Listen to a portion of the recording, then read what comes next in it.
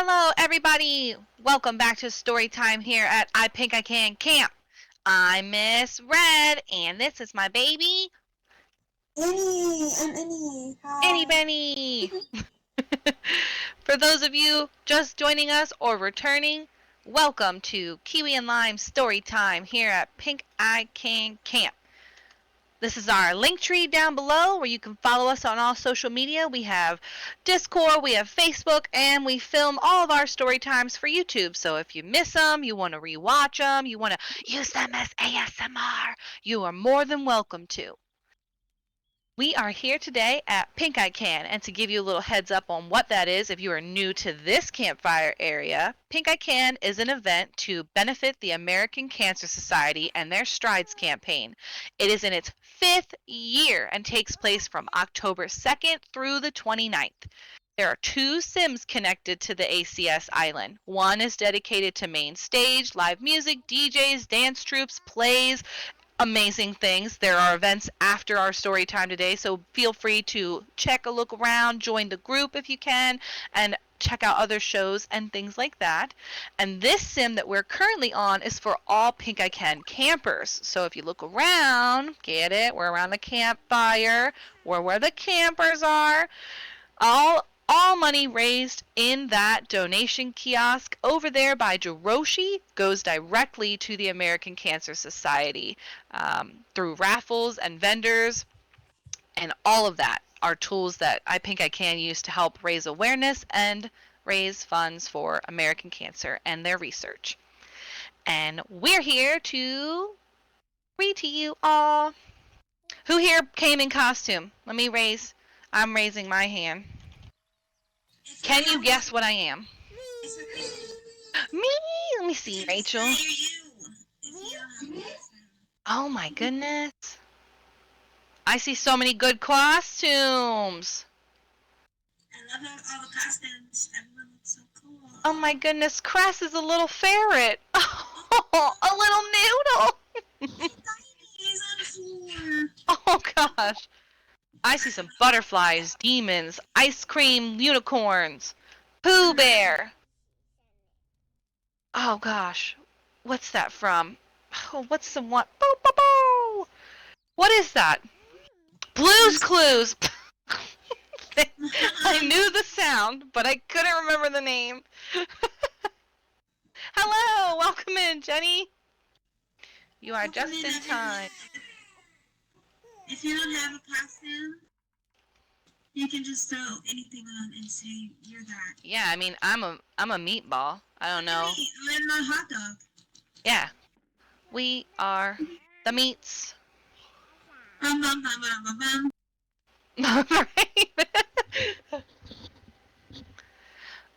Our first story today is Vampires and Veggies. Bum, bum, bum. Anyone here like veggies? I love veggies. I'm so proud of you, son. What's your favorite veggie, though? I like spinach. Really? And artichoke.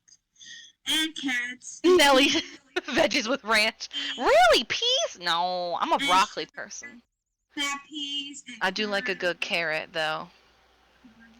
Deep fried veggies? Okay. That sounds hibachi. You're a potato person. You like potatoes. Potato veggie. Potato is a veggie. You're right, Jiroshi. They probably do not like garlic. Deep fried mushrooms, broccoli with the cheese. The melty goodness. The golden liquid. What is it? Food is just a vessel for sauces, so I guess that makes sense. Yeah.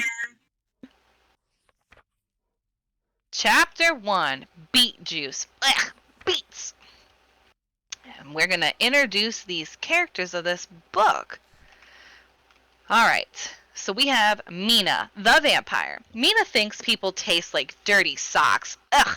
So beet juice is her snack of choice. Its red color has fooled her parents into thinking that she's a traditional blood-sucking vampire.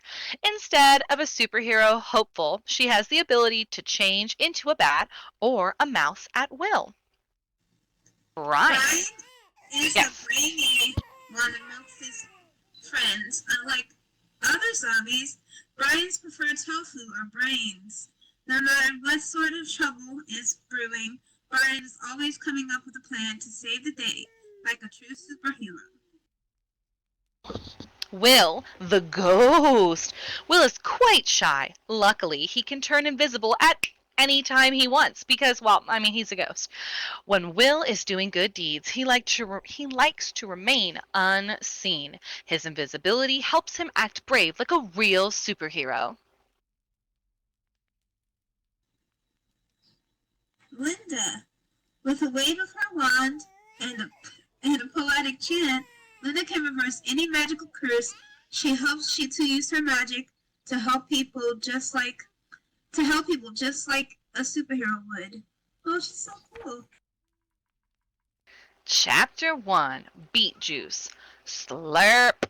Mina took a big sip from a glass filled with red liquid. Is that blood? Linda gasped. Of course not. It's just beet juice, Mina said. Ew, that's worse, Linda said as she scrunched up her nose in disgust.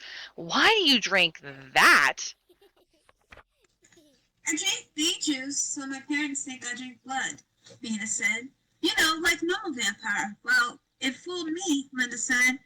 At least it doesn't taste as bad as people do, Mina said. Really, Linda said. What do people taste like? Like dirty soaked in pickle juice, Mina. Dirty socks soaked in pickle juice, Mina said. Double ew, Linda said. Just then, the doorbell rang.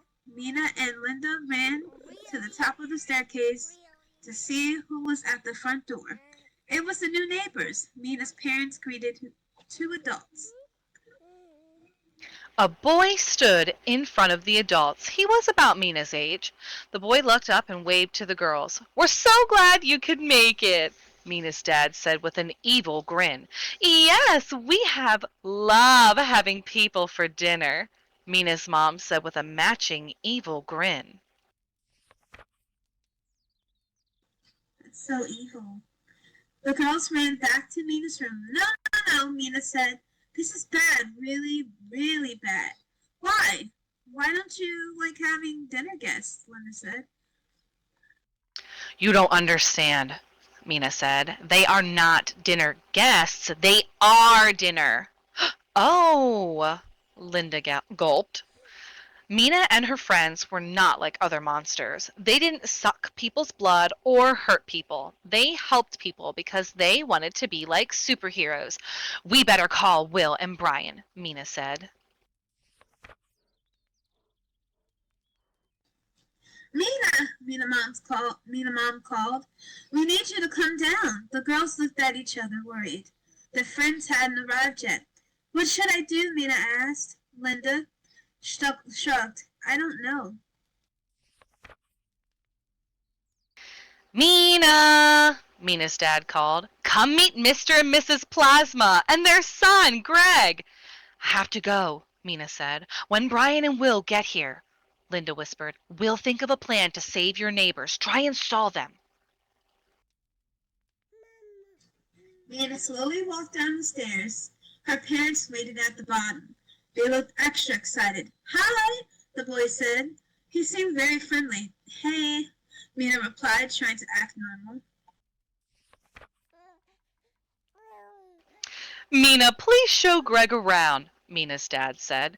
You should go get a bite to eat in the kitchen, Mina's mom said with a couple of winks. Mina grabbed Greg's hand. She pulled him into the kitchen. Your parents are kind of strange, huh? Greg said. They keep asking about my blood type and if I take any garlic supplements. Mina sat Greg down at the table. She took a deep breath. She was afraid Greg would think that she was a blood-sucking monster too, but she had to warn him about her family. We're vampires, Mina whispered. Then she grinned to show her pointy teeth. That's cool, Greg said. You're not afraid? Mina asked.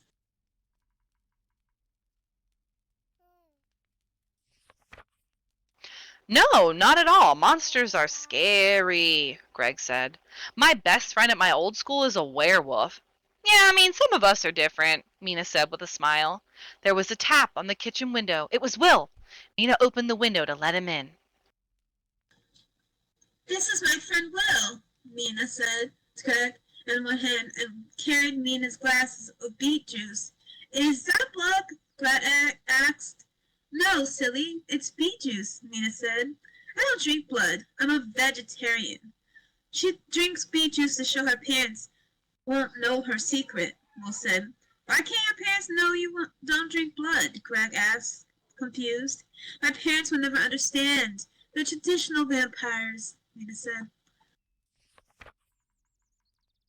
We aren't like other monsters, Will said. We like to help people. Like superheroes? Greg asked. Exactly! We need everyone to think that we are scary monsters, Mina said, and then we can, like, secretly help people. Enough talking, Will said as he held up a red marker. What is that for? Greg asked. It's part of our plan, man, to save you and your parents, Will said, and to keep Mina's secret a secret. Will floated over to Greg with the marker and drew 2 red dots on Greg's neck. Perfect, Will said. Now, I'd better go home before Mina's parents see me. Thanks, Will, Mina said. Happy to help, Will said, as he floated out of the window and disappeared. Chapter 3. Pizza, please! Just then, Mina's parents entered the kitchen. They looked at the red marks on Greg's neck, and they saw Mina sipping her beet juice and smiled. I hope you're enjoying your snack, Mina's mum said. Now it's time for our dinner, Mina's dad said. Before they could start dinner, the doorbell rang. Mina and Greg poked their heads out of the kitchen and watched. Will and Linda watched them from the top of the stairs, hoping their plan would work. When the door opened, their friend Ryan stepped inside. Pizza delivery, he shouted. Mina's parents looked confused. I guess we're having pizza for dinner, Mina's dad said. Your plan worked, Mina said. Of course it did, Ryan said. And we made it a new friend. Will and Greg could only nod and mumble. They were too busy stuffing their faces with pizza. The end. And Of vampires and veggies.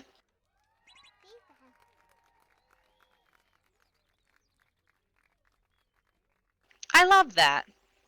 That was awesome. I do too. Well, where's the veggies besides the beef? Yeah, I don't know. Yeah, that was cute. So I know it's hard to see throughout the hot dogness, but Annie is a small frog. And it's kind of funny because somebody asked him what it was like to eat flies, and he said, "Go on, tell him what you said." I don't eat gummy flies. I don't eat flies. I eat gummy flies. I'm a vegetarian, well, vegan frog. So. He's a vegan frog, and so he went to Camp Cove and actually like role played this whole thing about being a vegan frog, and somebody made him like fake gummy flies, and then now it's like a thing. He carries these gummy fly snacks. Yep. It's so cute, yes. Well, it wouldn't be approaching the most wonderfulest holiday ever of Halloween without some good old Nightmare Before Christmas. Oh, Nelly, you have to. They're like, like Gushers fruit snack gummies, that kind of gummy. Yes, Jack Skellington! Yay! I have always wanted that little bat toy on the front cover there. And, like, no one makes it. Let me see. Maybe I can make The it. little bat. Oh, I bet you could. Maybe we could crochet it. Yeah, I could probably crochet them. Yeah. In a world, there is no place like Halloween Land, and Jack Skellington is Halloween's most important figure. Oh, Hanny, thank you. I will check that out. It is Jack who devises the holiday's most macabre tricks and frights, and he's delightfully done it year after year. But this year, something isn't quite right. Jack has grown bored with the usual Halloween pranks, and the joy of seeing shock and horror on people's faces has faded. Then one night, out for a walk in the woods, Jack sees something he's never seen before, a strange door carved into a tree. Stepping through the door, Jack stumbles into a world unlike any he's ever known. He finds himself in a bright, colorful place called Christmas Town. Jack has finally found what he's been looking for. He knows right away what needs to be done. He will bring Christmas to Halloween, with Jack starring in Santa's role. This beautifully designed commemorative edition celebrates its 20th anniversary of this classic book's initial publication. Can you believe it? 20 years? Ah! That's so long ago. So long. Why? Unfair.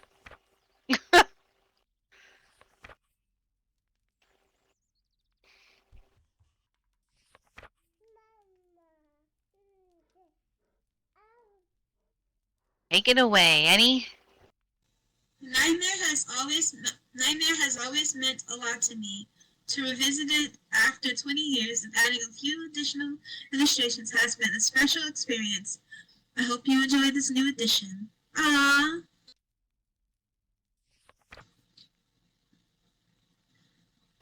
It was late, one fall in Halloween land, and the air had quite a chill. Against the moon a skeleton sat alone upon a hill. He was tall and thin, with a bat bow tie. Jack Skellington was his name. He was tired and bored in Halloween land. Everything was always the same. I'm sick of scaring the terror. The fight. I'm tired of being something that goes bump in the night. I'm bored with leering my horrible glances. My feet hurt from dancing those skeleton dances. I don't like graveyards, and I need something new. There must be more to life than just yelling boo.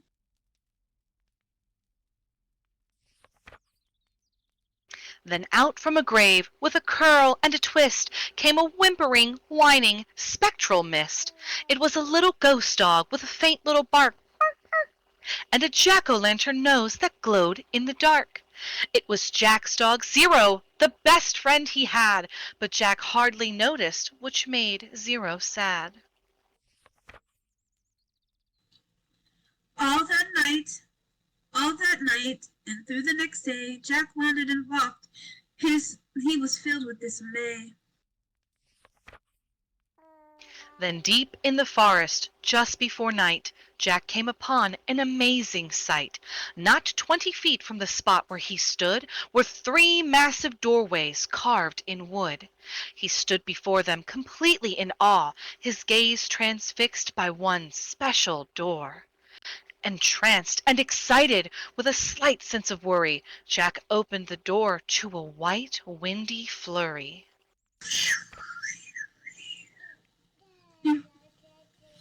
Jack didn't know it, but he had fallen down in the middle of a place called Christmas Town. Immersed in the light, Jack was no longer haunted. He had finally found the feeling he wanted. And that his friends wouldn't think him a liar, he took the present-filled stocking that hung by the fire. He took candy and the toys and that were stacked on shelves, and a picture of Santa with all of his elves. He took the lights, the ornaments, and the star from the tree. From the Christmas Town sign, he took the letter C. He picked up everything that sparkled or glowed, even picked up a handful of snow. He grabbed it all without being seen. He took it all back to Halloween. Back in Halloween, a group of Jack's peers stared in amazement at his Christmas souvenirs. For this wondrous vision, none were prepared. Most were excited, though few were quite scared. For the next few days, while it lightened and thundered, Jack was sat alone and obsessively wondered, why is it they get to spread laughter and cheer, while we're stalking graveyards spreading panic and fear? Well, I could be Santa. I could spread cheer. Why does he get to do it year after year? Outraged by injustice, Jack thought Then he thought. Then he got an idea. Yes, why not? In Christmas Town, Santa was making some toys, when through the din he heard a soft noise. He answered the door, and to his surprise, he saw weird little creatures in strange disguise. They were all together, ugly and rather petite. As they opened their sacks, they yelled, "Trick or treat!" Then a confused Santa was shoved into a sack and taken to Halloween to see Mastermind Jack. And Halloween, everyone gathered once more, for they'd never seen a Santa before, and as they curiously gazed at his strange old man, Jack related to Santa his masterful plan. "My dear Mr. Claus, I think it's a crime that you've gone to be Santa of all time. But now I will give presents and I will spread cheer. We're changing places, and I'm Santa this year. It is so I will say Merry Christmas to you. So you may lie in a coffin, creak doors, and yell boo. And please, Mr. Claus, don't think ill of my plan, for I'll do the best Santa job that I can." And though Jack and friends thought they'd do a good job, that day of Christmas still quite Miss Rob. They were packed up and ready on Christmas Eve day, when Jack hitched his reindeer to his sleek coffin sleigh. But on Christmas Eve, as they were about to begin, a Halloween fog slowly rolled in. Jack said, "We can't leave, this fog's just too thick. There will be no Christmas, and I can't be Saint Nick." Then a small glowing light pierced through the fog. What could it be? It was Zero, Jack's dog. Jack said, "Zero, with your nose so bright, won't you guide my sleigh tonight?" And to be so needed was Zero's greatest dream. So he joyously flew to the head of the team. And as the skeletal sleigh started to ghostly fly, Jack cackled, "Merry Christmas to all, and to all a good night."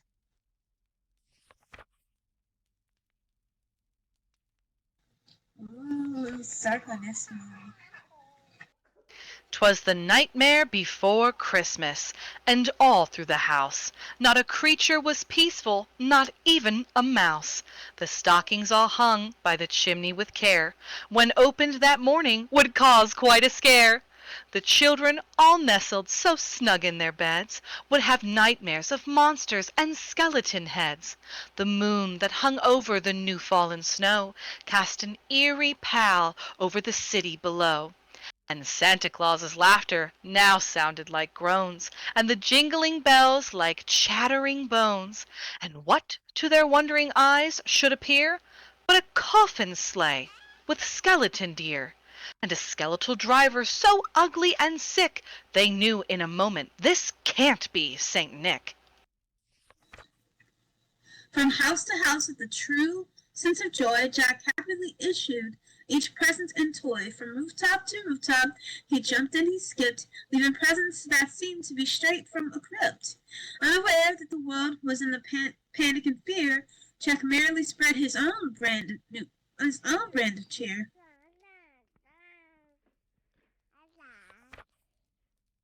He visited the house of Susie and Dave. They got a Gumby and Pokey from the grave. Then on to the home of little Jane Neiman. She got a baby doll possessed by a demon. A monstrous train with tentacle tracks. A ghoulish puppet wielding an axe. A man-eating plant disguised as a wreath. And a vampire teddy bear with very sharp teeth. Choo-choo!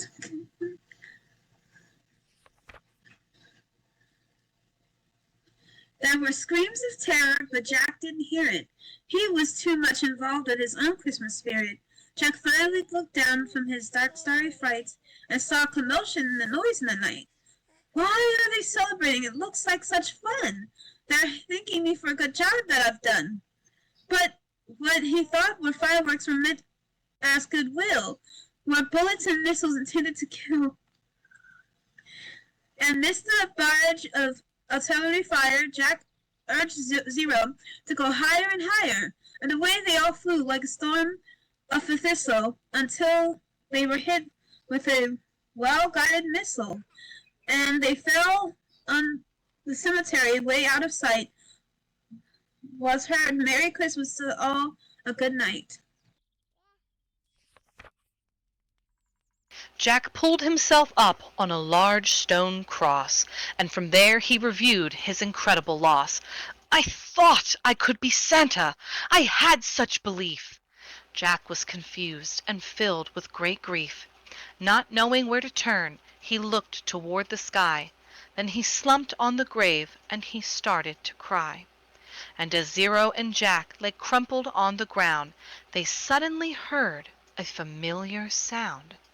My dear old Jack, said Santa, I applaud your intent. I know wreaking havoc was not what you have meant. And you are all sad, feeling quite blue, but taking over Christmas is the wrong thing to do. I hope you realize Halloween's the right place for you. There's a lot more Jack that was a lot more Jack that I'd like to say, but now I must hurry for it's almost Christmas Day. Then he jumped in his sleigh, and with a wink of an eye, he said, Merry Christmas, and he bid them a goodbye. Aww.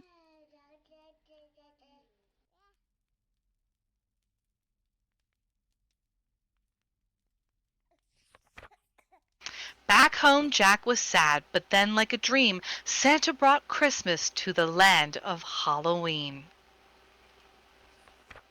The end.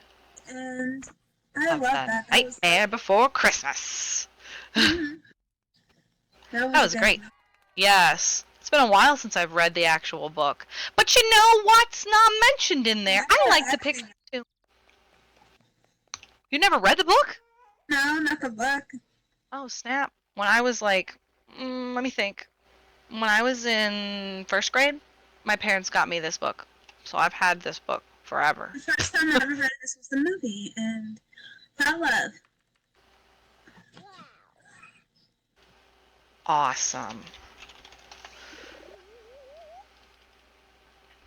You want the book now? Yes! It's a good book. I like this cover. This is like a variant cover for the 20th anniversary. I don't have it's kind that. of spooky and just only like 3 colors. I really like that. Well, I'll have to bring in my other book because they released a 13-year anniversary special book, and you know the Christmas song that's like 2 turtle doves and a partridge in a pear tree. Picture that song all the way from 13 down to 1, but Nightmare Before Christmas themed. It's so cool. I will find it and I will bring it in.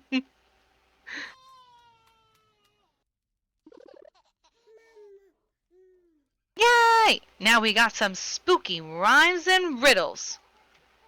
I'm excited for these. I love a good rhyme. You want to read the first one, Annie? I just barely see your face throughout your mustard. Trying to see the book. Okay. Ooh. The ghost in our apartment house? The ghost in our apartment house makes every day late. He gets into the elevator, closes the gate, presses all the buttons from 1 to 8, rides up and down while all the people wait.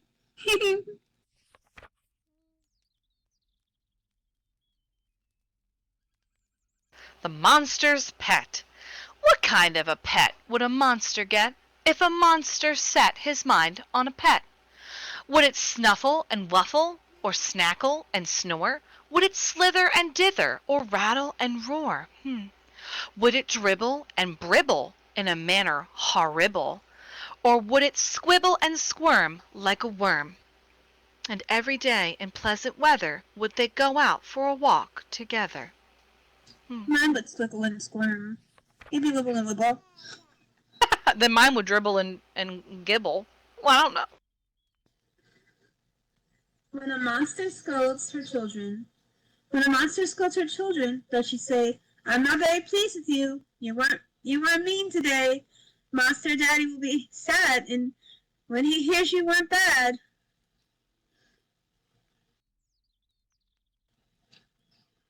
That's cute. Ghost Baby. Mama Ghost and Baby Ghost played a game of peekaboo. Baby Ghost looked up and cried, I see through you. I see through you. I see through you. I see me. I see you, me. I see you. You see me.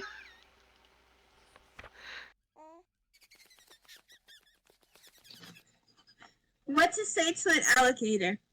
If it is the smiling alligator with his jaws open wide, says, Tummy, tum, tum, dear child, come inside. Just say, yummy, yum, yum. I really can't come inside of you. Try bubblegum. The friendly guy. I'm a very friendly guy. I always say, oh, hi. I greet the people and I meet, but I don't understand. No one I meet on any street wants to shake my hand. No one will try, and I just can't think why. I can think why. Uh-huh. I can too. Spooky riddles. Wolf was howling and yowling all night long. Did you say a cat? Wrong. I can't read that. It was the wind? Oh, I can't read that. It was the wind. I couldn't read that. It was the wind.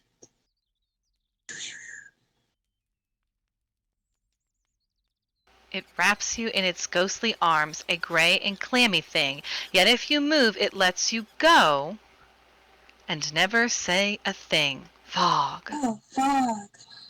Ah. Oh, so we were to guess what these were. Yes, I didn't know. Ah. Okay. I would not have known that. Yeah, me either. And I'm dyslexic, so... Right. The upside down font does something to the neurodivergency. It's not right. It's not right. Okay. We have a ghost that goes to the supermarket. In this economy, whang go the soup cans, thump the potatoes, slurp goes the syrup, squish the tomatoes, the soda pop slops, the popcorn scrunches, the jelly beans bounce, and the sugar crunches. I'm just looking for the toast, says the ghost. Sounds good. Mrs. O'Grey hung her wash out one day. What a surprise! In front of her eyes, the sheet went a-flapping, a-twirling, a-snapping. It moaned and it groaned all the way it flew, and away it flew. Why it did that she never knew.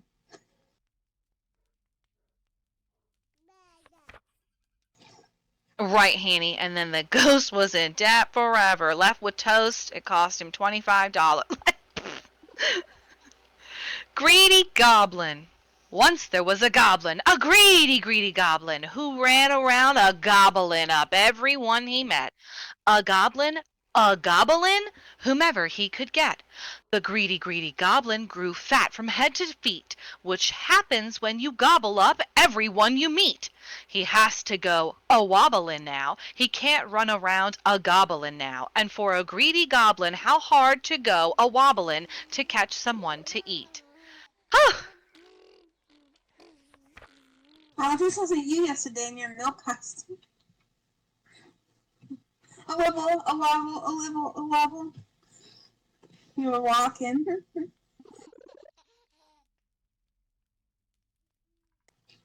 Listen.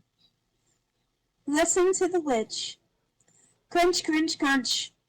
Chip, chomp, crunch. Crickle, crackle, google, grobble. Munch, munch, munch. Whatever in the world is she saying for everyone? Whatever in the world is she having for lunch? I'm going to go with bones. Yeah, pretty much. But what's a really crunchy cereal? Honey Bunches of Oats. Yeah, super crunchy cereal. Definitely Honey Bunches. It's the clusters. It's the cluster. You can crack a tooth on that. Those always hurt my teeth, but the cereal's so good. Right.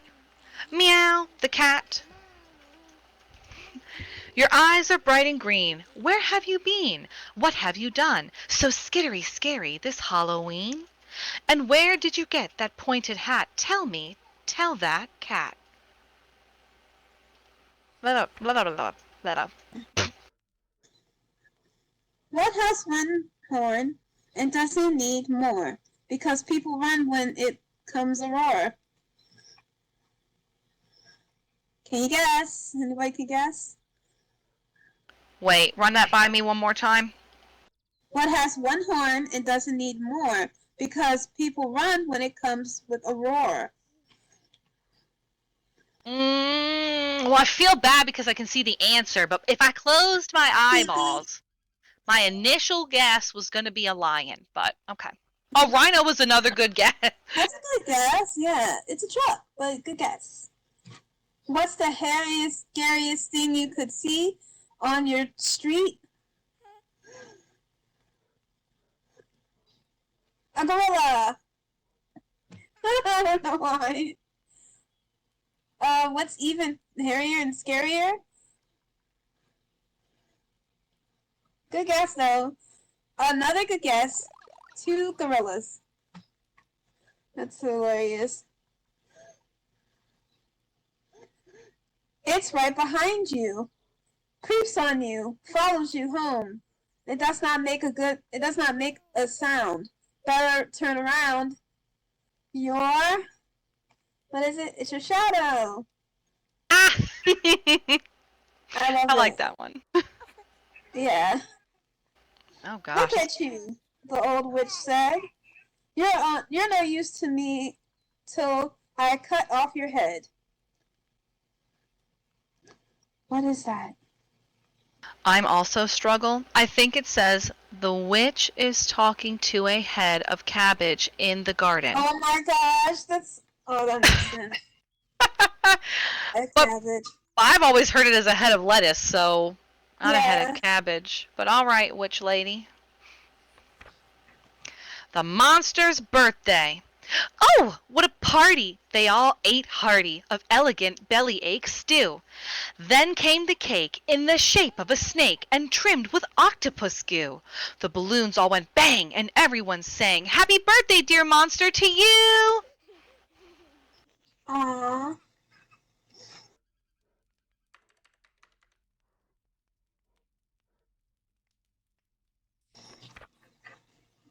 Johnny drew a monster. The monster chased him. Just in time, Johnny erased him.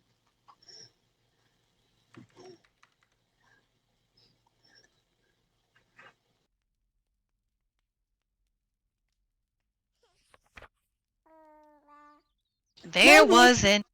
Oh! Go ahead. No. Joshua was like, am I a monster? I was like, baby. Oh, sorry, okay. There was an egg. There was an egg that grew and grew. What was inside? No one knew. It grew and grew, big as a hat, big as a house, and bigger than that. Oh, what a crack was heard one day. People screamed and ran away. They tiptoed back and found the shell. What hatched out? They couldn't tell, and no one knows. Do you suppose? Something is there. Something on the stair. Coming down. Coming down. Stepping with care. Coming down. Coming down. Sneakily. Something is coming and wants you to get by. It wants to get by. Oh, it's a little cat. A little kitty rat. Kitty rat. I'm going to pause here because I saw Teddy say you're a candy monster. So then that begs the question, if you could be a monster, what kind of monster would you be? Like, would you want to scare people, kind of like Monsters, Inc.? Or would you want to kind of be like the veggie vampires where you're like a monster, yeah, on the outside, but you're a superhero on the inside? What would you be, Annie? I want to do both. I want to help people, but I also think that sometimes people need to get scared. The Prank Wars Monster Edition. Okay. I like that. Anybody else? Do you know what kind of monster you'd be? I feel like I would probably be a comedy monster. This is true, Jane. Absolutely right. They did switch from scares to laughter. So I guess that worked out because I said I'd be a comedy monster, so I guess I worked on the laughter scale. Annie would also be a laughter monster. Yeah. It just feels right. I don't know. Some people need to be scared. Okay, you found your partner for the scare. That's great. I love that. So we have spooky limericks. You would eat microphones like Mike Wazowski. No, no, no, no. There once was a three-headed shmoo who said, I'd rather have two. It's not all this brain that gives me a pain. It's the tipping of the hats I must do.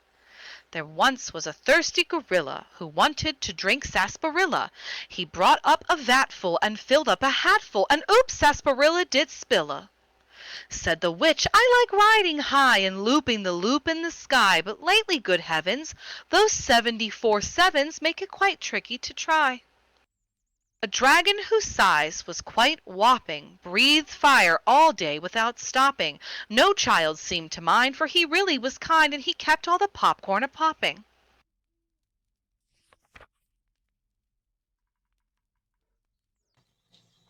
The poem about them.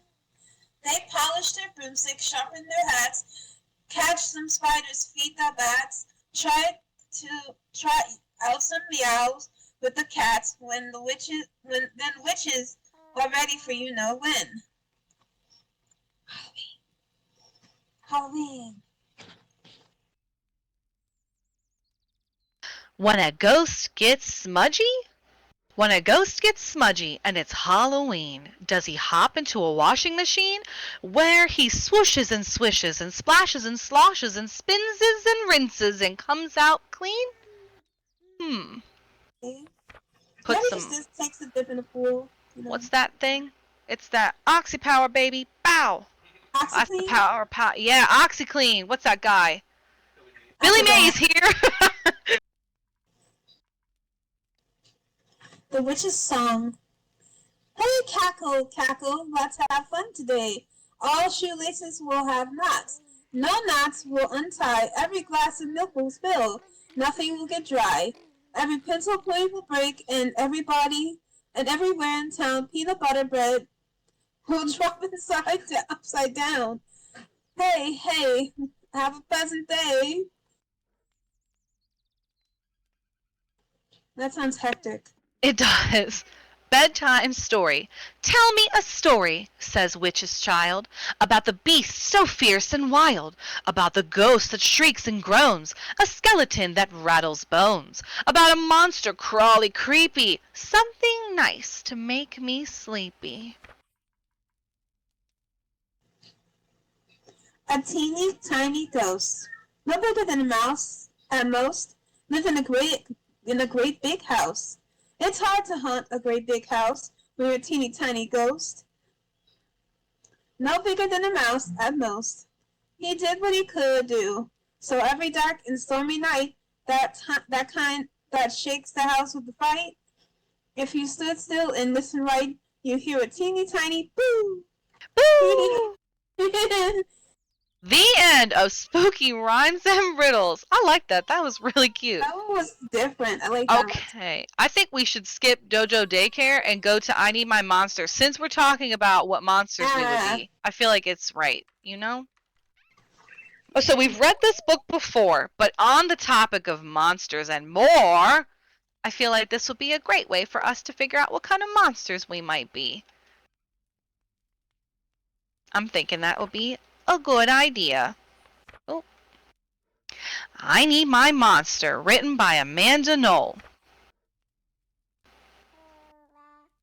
Tonight, when I looked under the bed for my monster, I found this note instead. Gone fishing, back in a week. Gabe, what was I going to do? I needed a monster under my bed. How was I supposed to get to sleep if my monster was gone?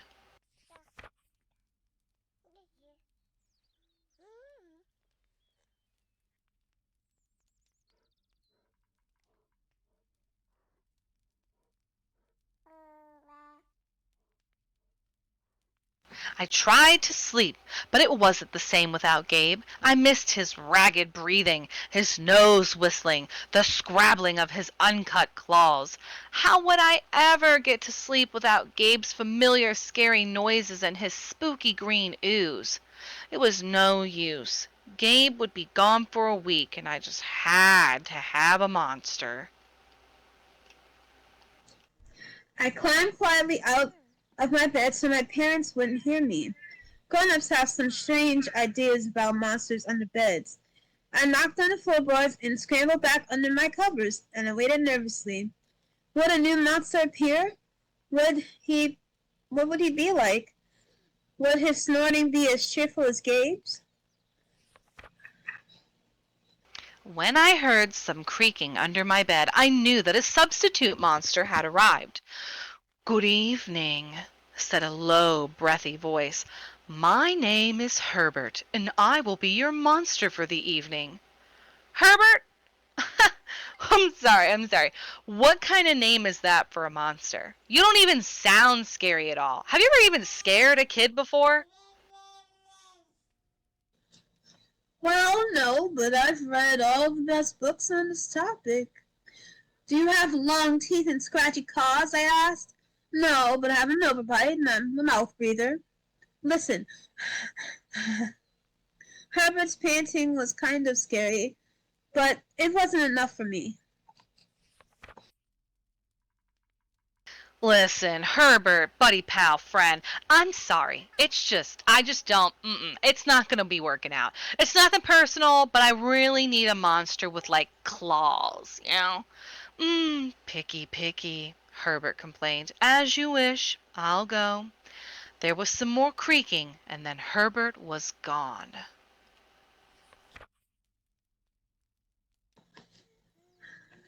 Something scratching warned me a second monster had appeared.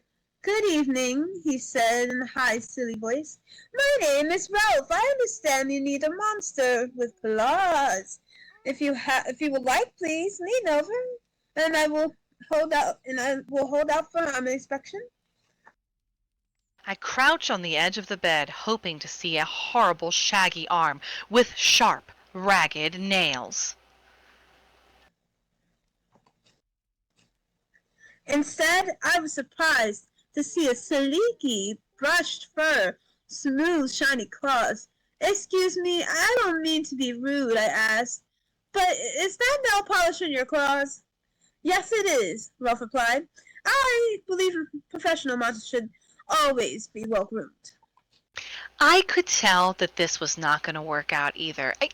I'm sorry to disappoint you, Ralph. I really am, truly. But I need a monster with, like, scary claws. Like Gabe's. I thought. I heard some more scratching, and I knew Ralph was gone. A minute later, a third voice came from under the bed. Rasped. Check out these claws, kid. I gathered my courage and peered over the edge. The claws were impressive. Jagged, dark, razor sharp. So far, so good. I was a little nervous. "Could you stick out your tail?" I whispered. "Sure, but don't get scared." I peeked through my fingers at the slimy tail slithering over the foot of my bed. That's when I noticed it had a bow. "Are you a girl monster?" "Of course I am," she snapped. "I'm Cynthia. Do you have a problem with that?" Yeah, I do. Yeah, I admit it. I definitely needed a boy monster. Boy monsters are for boys, girl monsters for girls. Everybody kind of knows that. "Well, aren't you a picky one?" she sniffed, and then she was gone. Was I too picky? No. I knew my monster needed to be well clawed and menacing. The whole point of having a monster after all was to help to keep me in bed, imagining all the scary stuff that could happen to me. Yes, if he got out.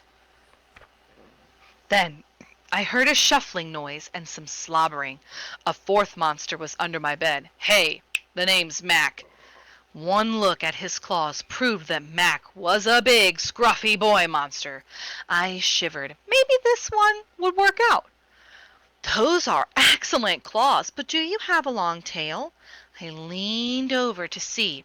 Nope, my tail's stumpy, Max slurped, but I do have this unusually long tongue. See? Check it out. Why would I be afraid of an unusually long tongue? I asked.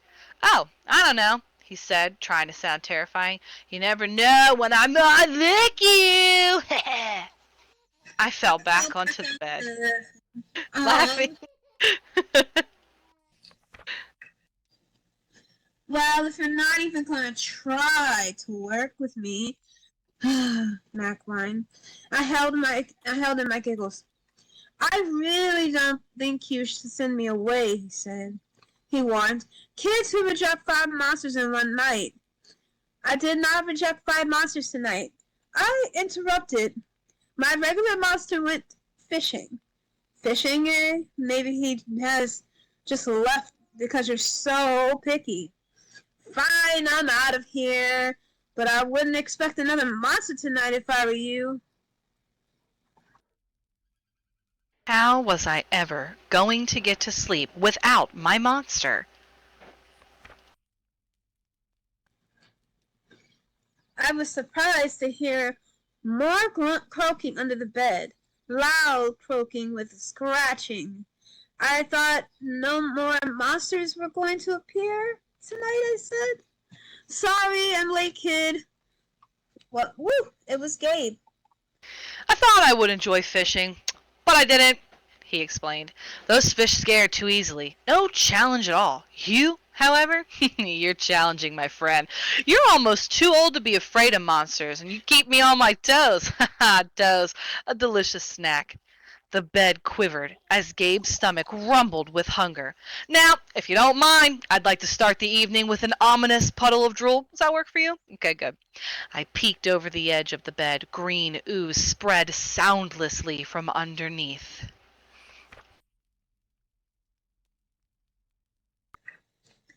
Then the bed trembled as Gabe unfurled his spiked tail. He was daring me to guess where it might pop up. I shivered. So, you had some substitute monsters tonight. Gabe sharpening his claws on my bedpost. Were you scared?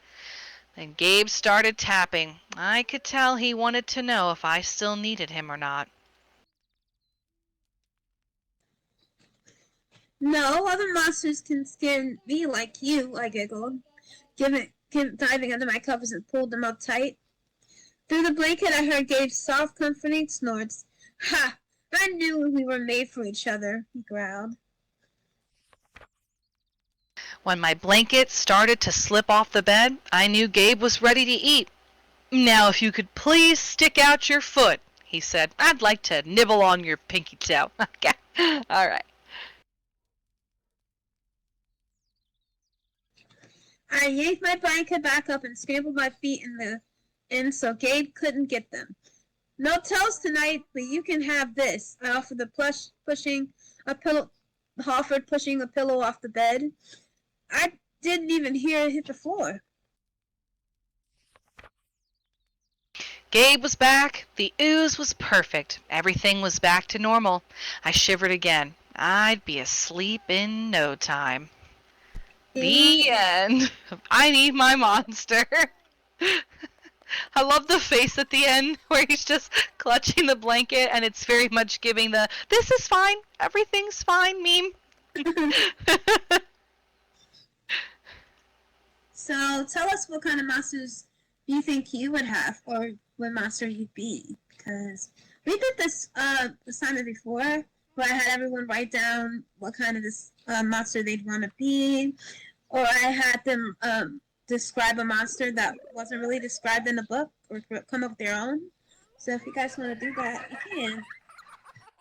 Yeah. For me, I don't know. I'm definitely not eating anyone, that's for sure. Maybe a blanket or two. I feel like that might be kind of fun to steal. I don't know about chewing on. Just to take that. Maybe I'd be, oh, I know what I would be. I would be a siphoner of heat. Yes. Thank you! Jenny has been kind enough. Hopefully everybody will be getting a dancer and we can all put it on and we can dance together. This is Halloween. Let me know when you got your dance on and you're up out of your pumpkins. I'm up out of my pumpkins. We'll dance, and then it looks like at 5 p.m. they have a Michael Jackson tribute. Oh, snap. What? So if anybody's fixing to hear some MJ, you know where to be, right here at IPIC. Hey, that rhymed. All right. I'm ready, spaghetti.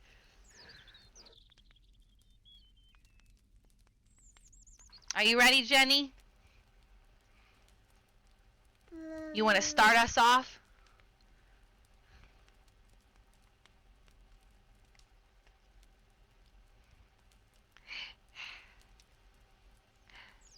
I'm excited. I love this song.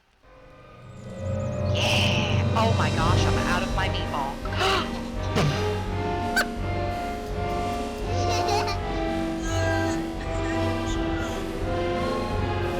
The meatball could not contain this dancing fury.